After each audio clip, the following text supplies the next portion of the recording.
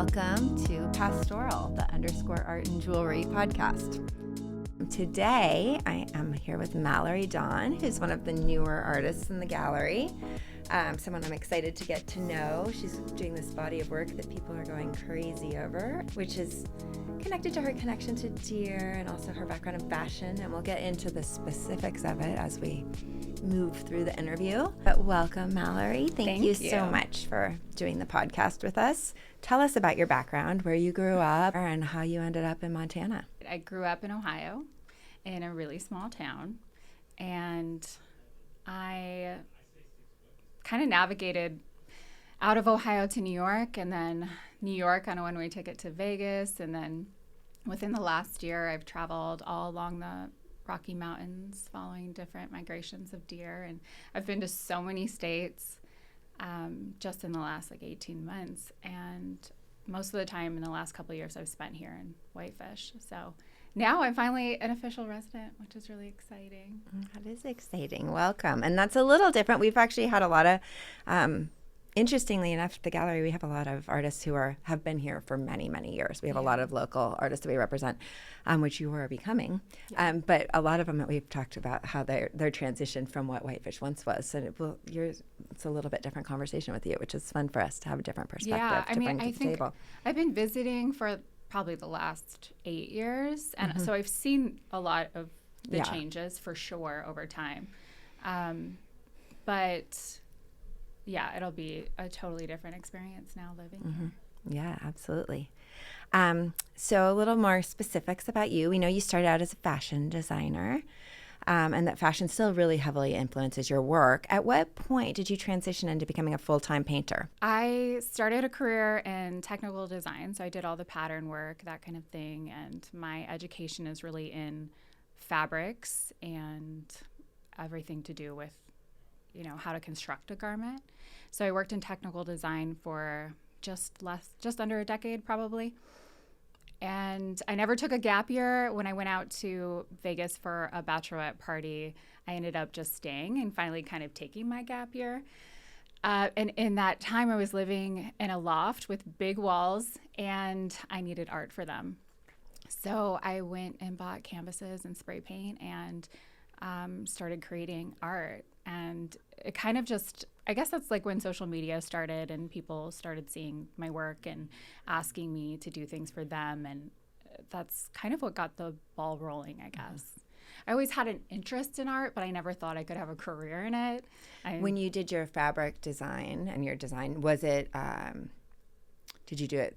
Was it computer-based? Was it digitally based? Yeah, you hadn't done the hand-done creation Correct, before? Yeah. Okay. Outside of cutting patterns and, that kind of physical aspect, but and sketching designs and things like that, but not painting or any of it. It was all really computer-based. What has your art education, or in your case, journey to becoming an artist been like? Have you taken courses along the way to push yourself? Have you just sort of felt your way through it? That sounds smart. Taking classes sounds smart. No, I didn't do that. It's been a lot of trial and error. I think that a lot about creating is science. There's a lot of science to it when it comes to archival nature of things, but also, what materials can you layer, what works with what, and this kind of proposing an idea and figuring out a solution to it. That's what art and creating is for me. And so my background in technical design is really similar. It's a lot of posing a question, figuring out how to do it. When I was working in fashion, a designer would give me a sketch, and then I would have to figure out, how do I make this into a 3D object? How do I make this something that can be wearable, washable, whatever?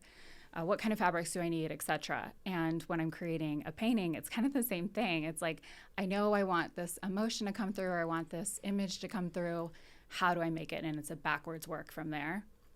So I completely forgot your question, but that's a perfect question. And it's, it's an interesting thing, because I would say that art is sometimes put in this space that's different, but you've already been part of industry where you conceptualize and create things from an idea into a product. So what's your first memory of making art? That might be a kind of take that a step further. Define art. Well, many people tell us their first, 3-year-old turkey they made with a handprint. That's what Shauna told us about. That's funny. A couple of our artists we've interviewed recently, parents were art teachers. We've had that more than once. So they grew up making art, and sometimes that's based on your family or the culture of the home that you grow up in. What you consider art and production? I think that I grew up with a lot of creativity around me. A lot of it was an escape. You know, it was a really small town. My brother and I grew up in a farm area, and it was really just us, like on the entire street, besides pigs and cows and cornfields. So some of my favorite memories of creating art are laying in the yard with my brother, looking up at the clouds and like telling each other what we see in the clouds. I also spent a lot of time at my grandma's in the kitchen, which is super creative in my mind, and she was a super creative person. We did a lot of dress up, that kind of thing. When it comes to artists and the art world, I think one of my first memories, when I would get in trouble, my mom would ground me by making me create these batiks of Kandinsky's work that she would turn into lampshades or frame them and put on the wall and that kind of thing. So that's probably one of my like first memories in the, you know, in a fine art way. How old were you getting grounded to make batiks? Probably middle school. Yeah. Well, that is pretty creative. That's not something you hear about all the time living in a small rural place. No, and it was farmland. also your family obviously really had smart that of my interest mom. in kind of the visual and making things as a way to kind of channel energy. Yeah, totally. And to like, you know, have hope, I think, that there's something other than just what we saw outside all the time. I grew up in an age before there was public internet and definitely no social media. So you really had to be creative. I actually was a little wild child that played by myself out on Woods Bay Point, which is down on Flathead Lake. I had a couple German Shepherds, and I just was pretty free-ranging. So also, I came from that time as well. Lots of creativity in terms of how you occupied your time back then. And we only had one. We got PBS if our antenna was working right. Yeah, totally know that vibe for sure. So do you have a mentor or someone influential in your career? I mean, it sounds to me almost like your mom and grandma both could be in that role, but any additional people you'd like to talk about? And if so, what's the most important lesson that they taught you? That's so hard. My grandma for sure, like that, that was my mom's mom and my mom's whole side of the family. The women especially are really creative and in the arts, and my aunt was an art teacher, and I definitely think she's influenced my decision to, you know, become a fine artist. But my grandma was probably the biggest influence and probably will always be the biggest influence. As I continue, I notice more and more of like her showing up in me and her showing up in the work I want to do and that kind of thing. And I think there's something to be said about how we carry our generations with us unknowingly too. I feel like a lot of what I'm doing now is like fulfilling what maybe she wasn't able to do in her time period, because you know, she had a family to take care of and she lived in a really small town with not a lot of resources. But I think the biggest lesson I've learned from her, or from anyone in my family that's been a version of a mentor for me, is the acceptance that creativity is part of who we are and allowing the room for that and the space for that. I think the process. Yeah, like allowing it to just come through, and however it might be, if it's in your clothes or if it's in paint or if it's in the kitchen, whatever it is, like allowing and creating that space. I think that's probably the biggest gift they gave me. It's a good one. On that note, in terms of that process and the creativity coming through, what is your studio and painting process? Do you have a ritual before you start to work? Do you just go do work every day? We have kind of a range with the artists that we've talked to so far. So do you have to wait for inspiration, or do you just take yourself down to your studio and make yourself work through it? Tell us a little bit about how you set up to paint or make art. It's changed a lot. I don't wait for inspiration. These days I am so full of it. It's like hard to sleep at night. my body can't keep up with this fire that's going on right now. But beyond that, believe that the best way to get inspired is to get to work, period. My studio kind of preparations, I keep everything really clean. I make sure I am not hungry when I go into work. And, I have water and all of that, but just keeping the area really clean so it's always ready for me to come in and make a mess. That's definitely something I feel really strong about. And I don't have set times. I'm trying to work on that because, again, I think even, if you're not feeling it in the moment, it's kind of like you can't stop a moving object once you're moving. So you just need to get in there and get to work. But I also have had times when I'm really tired and I go into the studio and I make more mistakes than I do work. And that's not good either. So, I'm navigating how to do that. But I think just making sure it's a priority in your day is like super important. And it's really good for your mental health too. So it's like giving yourself a routine. Yeah, kind of order. Definitely. What do you listen to when you paint or create? We've had a whole range of answers, so anything goes. Okay, well, I used to listen to podcasts religiously, and then I had someone talk to me about how your brain works on music versus podcasts. So I switched to music, and it's been a game changer. I get into a flow state, and it's just so crazy meditative.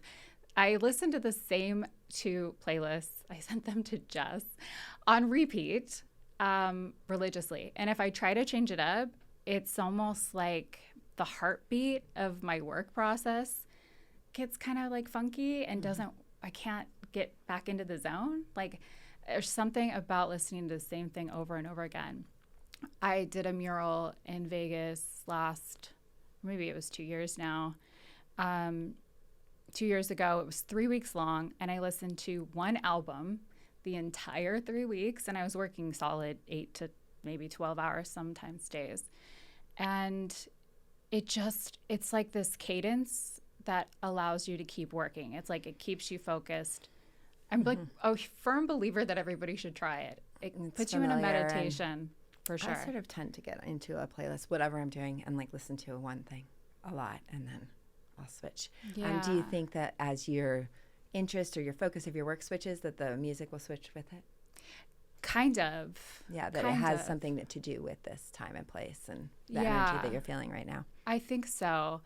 Yeah, I don't know. I guess we'll see, right? Yeah. Can you tell us what's on your 2 playlists? What kinds of music? I cannot tell you really any of the artists. Okay. The titles, though, one is called Aesthetic. Sure, right? I don't know. That's like a bizarre name for a playlist. It's on Spotify. And the other one's called Golden Hour. And I just listened to both of them on repeat. Okay. Well, we'll have to check them out, see if we feel creative. Yeah. Do you have a favorite color? Yeah, I have 2 favorite colors, and neither of them are colors. Black and white are my favorite colors, which makes no sense. I mean, I don't even use black in my paintings, and I paint with loads of color. But my favorites are black and white. Well, you're dressed appropriately today. Yeah. All right. So moving into a little bit more specifics of this body of work, which has a very strong focus, and you've mentioned it a little bit on deer. So when did you first connect with deer? What made you want to paint them? And I have read a little about your background, but I'm going to let you I know, where are the lead the way. I'm going to keep it short so I don't just start bawling. Well, and that's if anyone's interested in more detail about the story and kind of the process. You actually have spoken to it really pretty clearly in your artist statements as well, but I'd like for people who just are listeners and not readers, it's nice to give them a little taste of it. Yeah. Okay. Whew. There's just some things that you talk about that you're like, the waterworks just open. Thank you.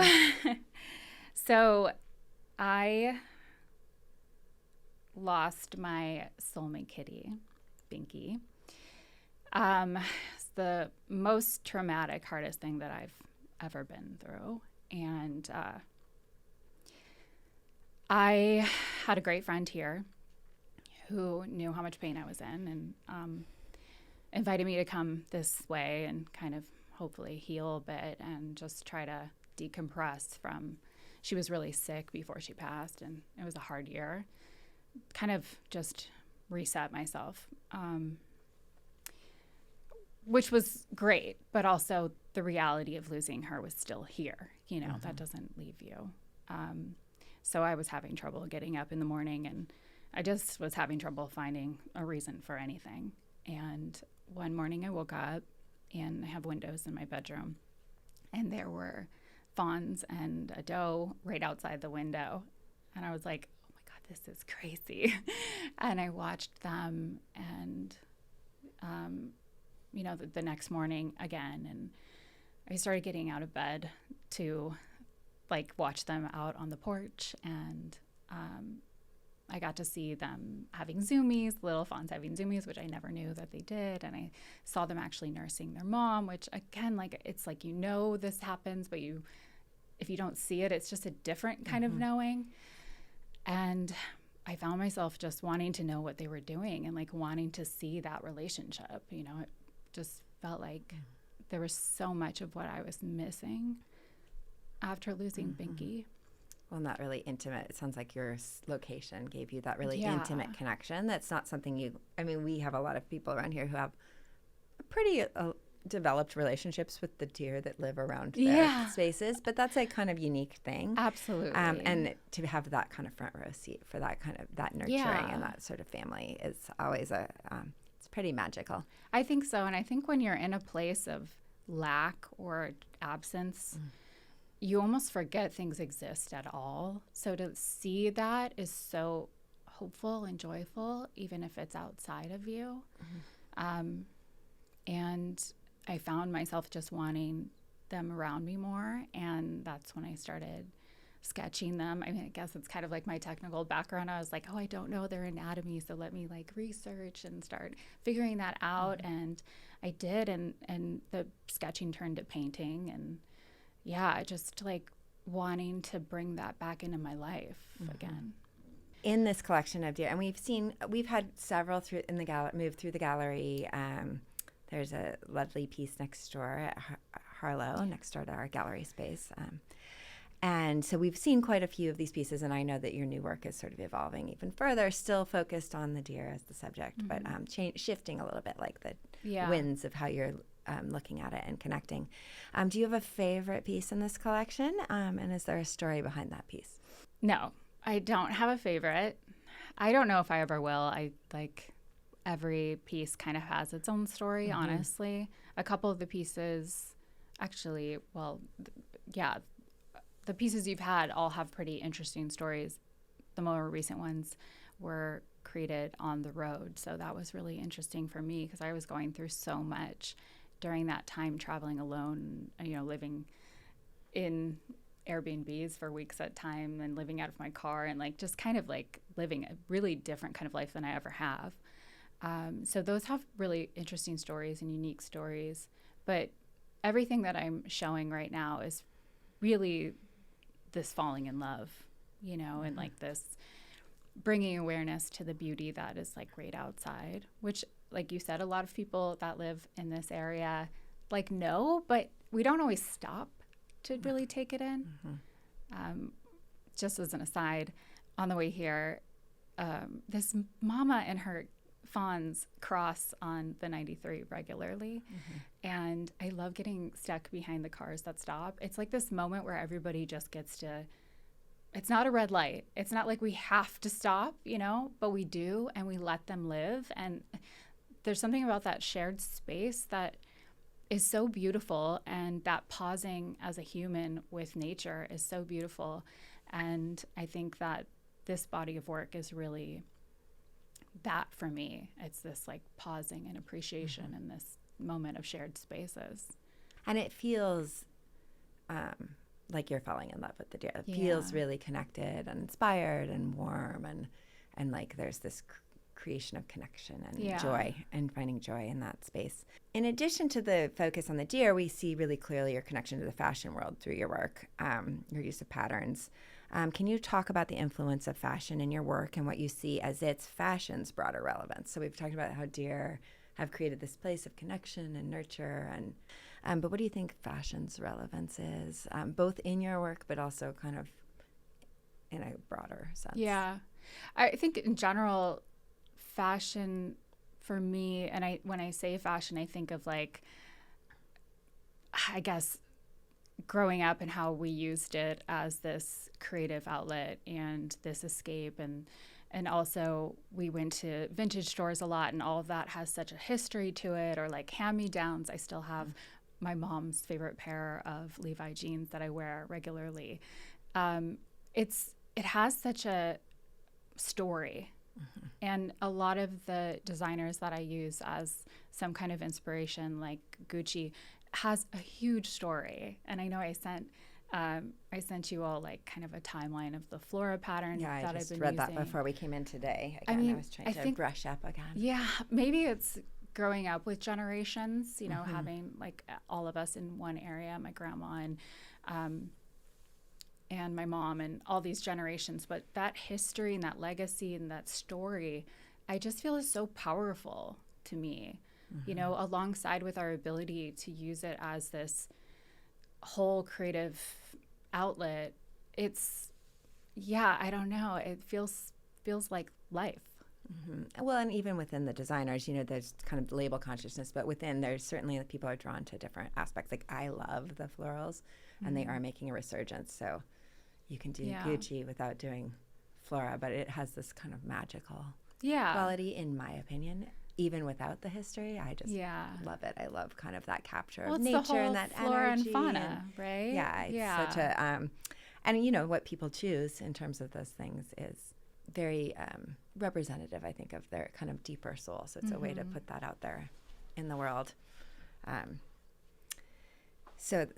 then in your pieces, when we talk about fashion, just to clarify for everyone, it really is this really beautiful capturing of the Flora patterns juxtaposed with the deer. Well, I'm sure we'll put up an image on the podcast. Yeah, I mean, some of them I use as like a protection. You know, there's something about just the image of a doe or a fawn that feels really vulnerable to me. And almost sometimes when I'm creating it feels scary, like feels too vulnerable putting it out just by themselves. Well, I worry. You mentioned the crossing the highway. I like lose sleep over those baby deer. I know. And the ones that live near me, and I just am like, you guys stay away from the road. I totally get it. So I just sit and I worry about them. And then ultimately, I mean, it is a pretty harsh world out there. It is. Deer. But I think when I'm creating, there's something about putting those florals there that is like, it's a protective method, you know? It's a way of like creating a safe harbor in some way, and like this history of this pattern, and feels like armor, or you know, but in a beautiful way. So I think that keeps getting drawn in for sure. Yeah, my next questions were a little bit more about kind of the Gucci fabric and pattern, but on that note, you mentioned history.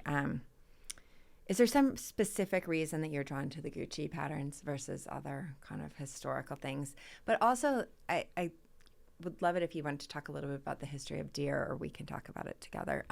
The representation of deer historically, because throughout time, that has been actually a focus in the art world. Certainly, if you have an art historical background, you've seen lots of deer. And I don't. And so, honestly, I always think it's really interesting when I find things that I'm drawn to. I really kind of feel like I learn through creating why. The why doesn't usually come first, you know? It kind of comes as I'm going. And the history of deer and the representation in the art world, and how other artists have used them to speak on, you know, their behalf and their feelings, I didn't really know until, you know, the last like probably 4 months. And I've been drawing them, painting them now for about a year. It's not that long. I'm sure I'm going to keep learning a lot more. But I think there's probably a lot of similarities on why I'm drawn to them, and how they've shown up in different cultures. I feel like also my brain right now can't like reverb all of that information correctly. No, it's a lot, and it shifts, you know, but I've taught art history quite a bit, and even the early cave art in France has the deer are very recognizable. deer and horses. Yeah. And then there's some mysterious animals. There's all kinds of stuff. But that is kind of a thing. And in that kind of herd. And so we're going to talk, one of the things you talk about a bit and that I think is kind of interesting is that notion of the family group. That sense of connection and amongst the deer and then between the people watching them and the deer. So I've also noticed, this is shifting a little, your interest in experimentation with materials, both in your art, because we've seen what we've had so far in the gallery is fairly straightforward paint on canvas.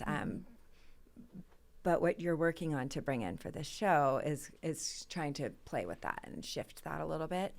And I know you're trying to actually move some of your images that you create onto other materials and all kinds of things like that. So your experimentation with materials and types of media, so both through the artwork, but also you are very open to trying to incorporate social media and other kinds of kind of digital expression with your work to tell your story.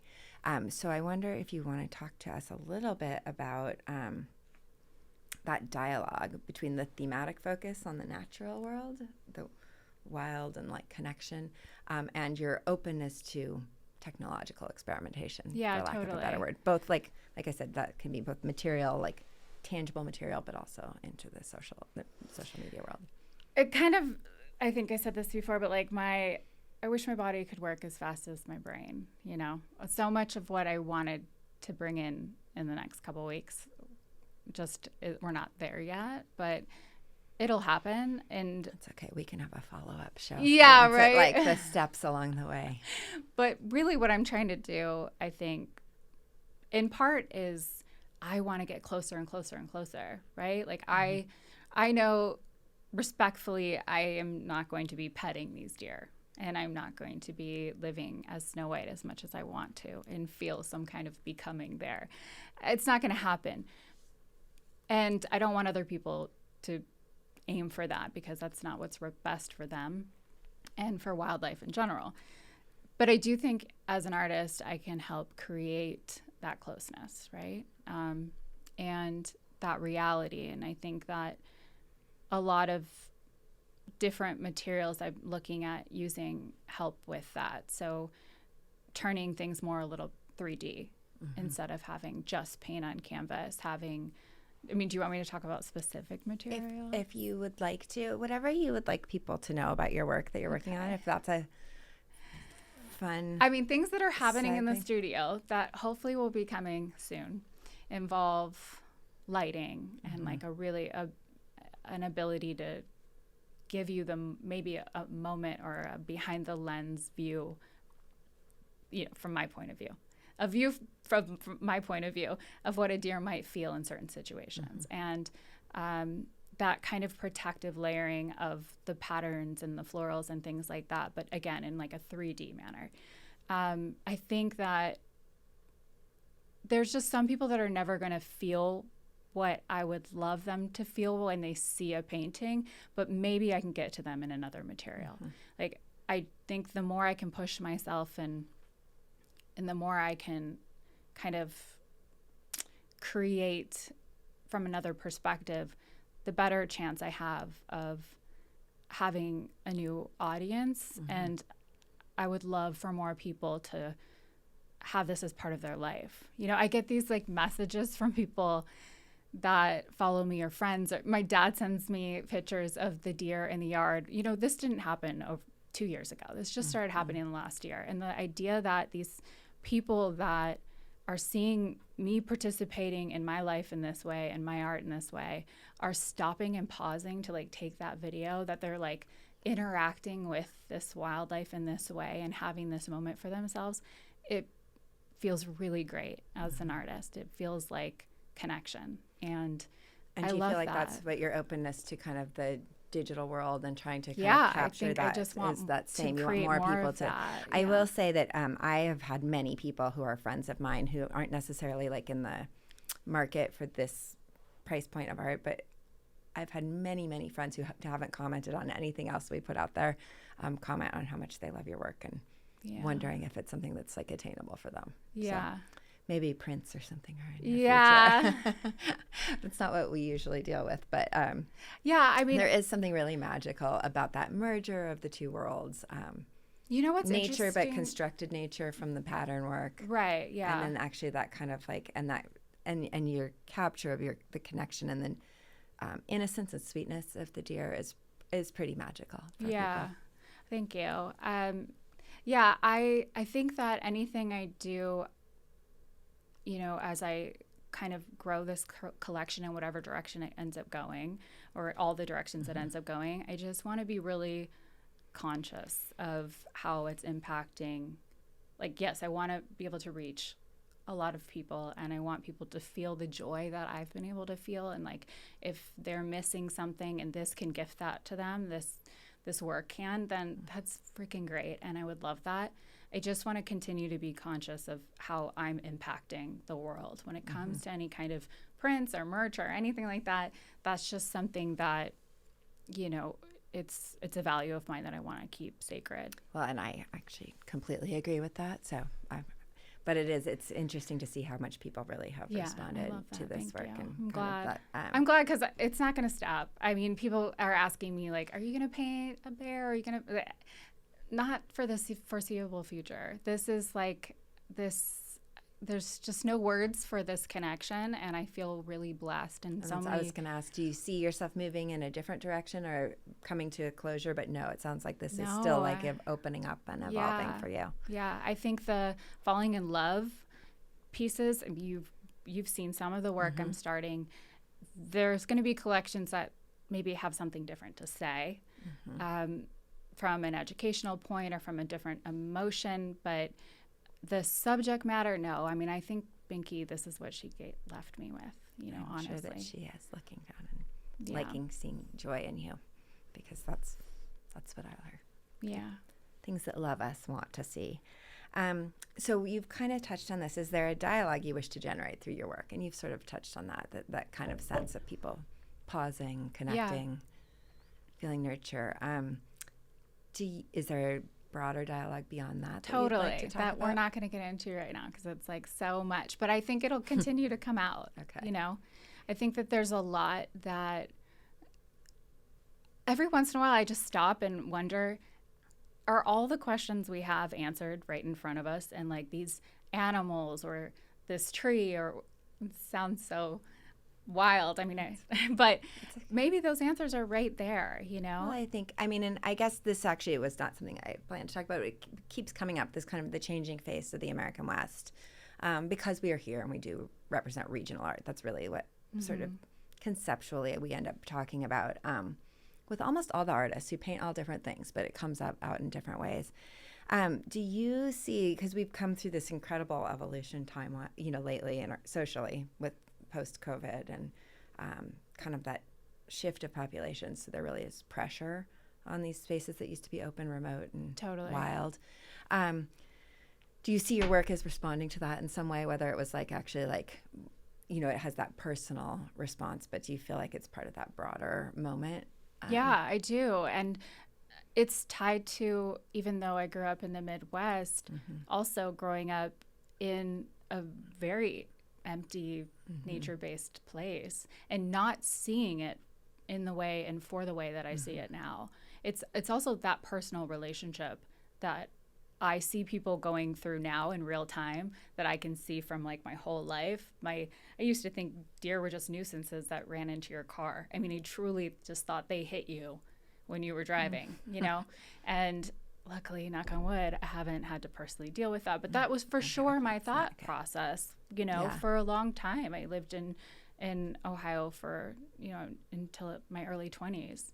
So I think that, it's a response to the here and now and watching people going through maybe what I can see I've gone through and wanting to be like, hey, just connect. Yeah. It's all right around you. Yeah, let's not lose sight of the value and the beauty and all the gifts that are right in front of us, because they can leave us.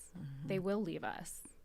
And do you feel like that sense, the isolation that was created from people or that people kind of got forced into, has created this openness to connection outside of kind of just the human world, or do you think that that's a I would hope separate thing? Yeah. I would love that. I hope that's also happening. Yeah. I hope that people are, putting down their phones long enough to connect in that way. Mm-hmm. I know it's given me worlds, so I would hope so, yeah. Is there anything else that you'd like the audience to know that I haven't asked about or haven't touched on that you feel like would help them viewing your work, learning about you? Go vote.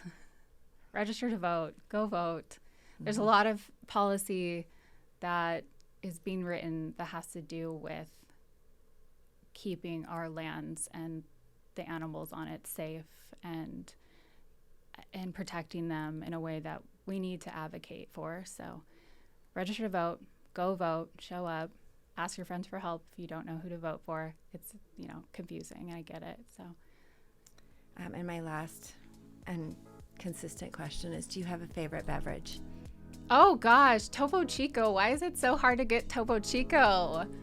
Topo Chico. Oh my gosh. Yes. Topo Chico, will you sponsor me? Well, maybe we'll have to have some at the opening. We'll see what we can do. Okay. Yeah.